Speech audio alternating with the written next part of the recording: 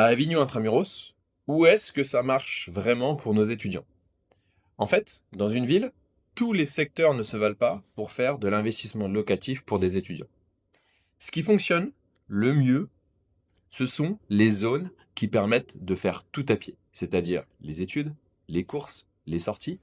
Et en fait, en Intramuros, bien plus que le quartier, en fait, on pourrait penser que certaines zones sont quand même à privilégier que d'autres, ce qui n'est pas vraiment le cas pour Avignon, dans le sens où quand même tous les quartiers se valent. Alors, effectivement, c'est plutôt des rues qui sont à éviter, mais globalement, les zones sont plutôt valorisantes.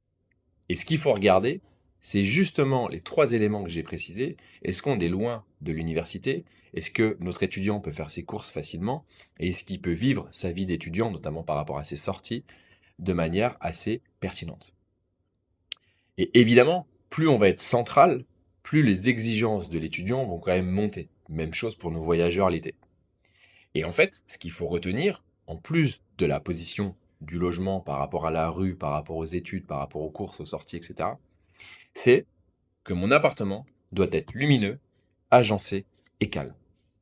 Un logement qui est sombre, bruyant, en intramuros, se louera bien évidemment moins bien qu'un logement du même type en extramuros. Alors, par type, évidemment, il ne faut pas qu'il soit brillant, il faut qu'il soit lumineux. Mais l'emplacement ne va pas pardonner les défauts du produit.